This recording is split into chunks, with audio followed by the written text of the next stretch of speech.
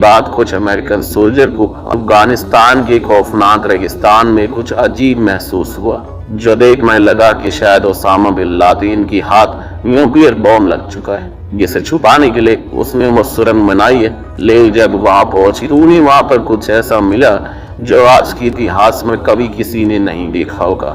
سال 2001 نومبر کا مہینہ، جو دنیا کے ہر ایک کونے میں صرف اور صرف امریکہ کے اوپر ہوئے حملے کی بات چل رہی ہے۔ اسی دوران افغانستان میں موجود ایک امریکن کیمپ میں کچھ سولجر ملتے ہیں، جنہیں اب ایک نیا مشن سونپا گیا ہے، جس میں انہیں ابرار نام کے شخص کو ڈھونڈنا ہے، جس کی گاؤں کے لوگوں میں بہت ہی عزت ہے اور وہ انہیں گرو کی مانتا ہے۔ لیکن ہیمل، جو کہ ان کا لیڈر ہے، اسے لگتا ہے کہ اگر وہ ان کے ہاتھ لگ گیا تو وہ ان کی یہ بہت بڑی لیڈ ہوگی، اسی لیے یہ لوگ اپنی کھوج جاری رکھتے ہیں۔ اور پھر ایک سمے آتا ہے جب وہ ابرار کے گھر پہنچ جاتے ہیں، لیکن وہاں جا کر انہیں پتا چلتا ہے وہ تو 2 مہینے پہلے ہی اس ضلع کو چھوڑ کر جا چکا ہے۔ پوچھنے پر پتا لگا کہ وہ شاید ابھی کسی پہاڑ پر موجود ہے، جہاں جانا ہر کسی کے بس کی بات نہیں ہے۔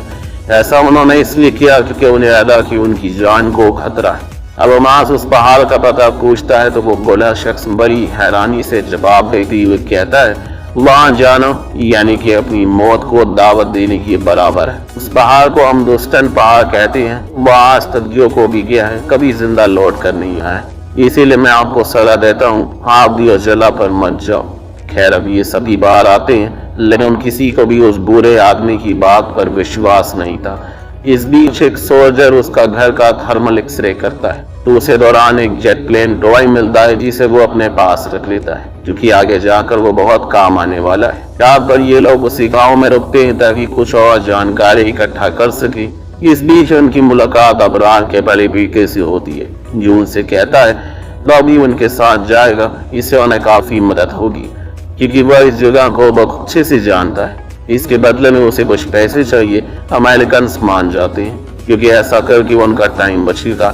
لیکن جب حاکم کی ماں کو پتا چلا کہ وہ اسی پہاڑ پر جا رہا ہے تو وہ اسے جانے سے منع کرتی ہے، وہ اس کے آگے منتیں کرتی ہے ایسا وہ نہ کرے، لیکن وہ نہیں مانتا اور ان سے کہتا ہے ایسا کر کے وہ ان کے لیے خوب پیسے لائے گا جس سے وہ شہر جا سکیں گے۔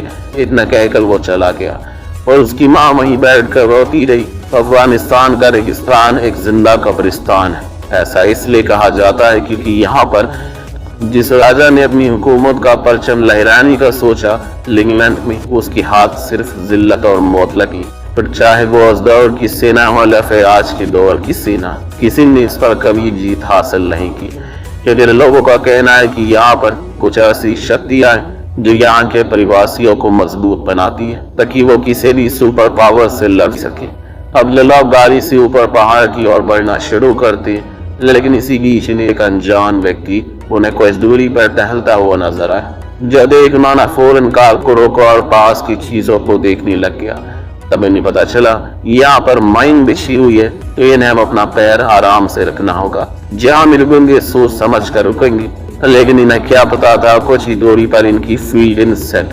جی ہاں دوستو، ایک آنے پر ان لوگوں پر گولیاں برسنے لگتی ہے، انہیں سمے نہیں ملتا اس کی جوابی کارروائی دے سکے کیونکہ یہ سب بہت ہی اچانک ہوا تھا۔ لیکن سب سے بڑی چیز تھی ان کا ایک ساتھی مارا جاتا ہے۔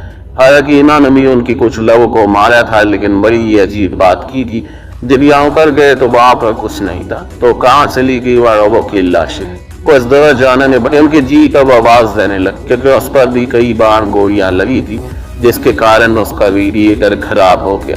اور کے بوٹلز کے کین پر گولی لگی تھی، جس سے کہ اب ان کے پاس پینے کو پانی نہیں ہے، اسی لیے کچھ سولجر پیچھے ہٹنے کو کہتے۔ لیکن عماد جو کہ ان کا چیف تھا وہ آرڈر دیتا ہے کوئی پیچھے نہیں ہٹے گا کیونکہ ان کے پیچھے جانے کا آپشن ہے ہی نہیں۔ سبھی کو آرڈر ماننے پڑتے ہیں، اسی لیے لوگ پھر سے چلنا شروع کرتے ہیں۔ دھیرے دھیرے اندھیرا ہونا شروع ہو جاتا ہے، ایسی جگہ پر اندھیری میں ڈرائیو کرنا خطرے سے خالی نہیں ہے، اسی لیے وہیں اپنا ڈیرا جما لیتے ہیں۔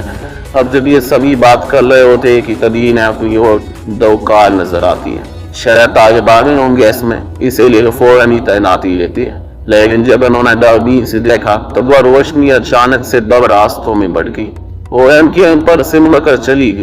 ایسا کچھ انہوں نے پہلی بار دیکھا تھا، پھر اسی لیے انہیں کچھ بھی سمجھ نہیں آیا۔ تو یہاں پر کچھ کا کہنا تھا ہو سکتا ہے کہ کوئی چمکیلا کیڑا ہوگا، لکھا اتنا بڑا کیا کیسے ہو سکتا ہے جس میں اتنی زیادہ روشنی ہو؟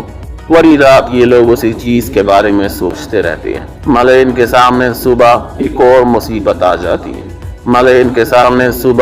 اور مصیبت آ جاتی ہے۔ اب ان کی جیپ آگے بڑھنے کے موڈ میں نہیں تھی، کیونکہ وہ بری طرح سے ہیٹ ہو چکی ہے۔ اسے کول ڈاؤن کرنے کے لیے انہیں پانی کی ضرورت پڑے گی، جو کہ ان کے پاس نہیں ہے۔ تم حکیم ان کی مدد کرتا ہے اور جیپ کو ٹھیک کرتا ہے۔ جیسے یہ پھر سے آگے بڑھتے ہیں تو آج کی رات ان کے ساتھ ایک اور غلط چیز ہوتی ہے۔ جب یہ سبھی بیٹھے ہوتے ہیں تو اوپر چوپر کی آواز آتی ہے۔ انہیں لگتا ہے کہ ہو سکتا ہے کہ وہ ان کی مدد کے لیے آئے، لیکن وہ چوپر کہیں دکھائی نہیں دے رہا ہے۔ ہر کی اسے آواز سے مانو تو ایسا لگ رہا ہے جیسے کہ مانو وہ ان کے اوپر ہی اڑ رہا ہو، لیکن کا دیکھنا پر کچھ تو وہاں نہیں تھا۔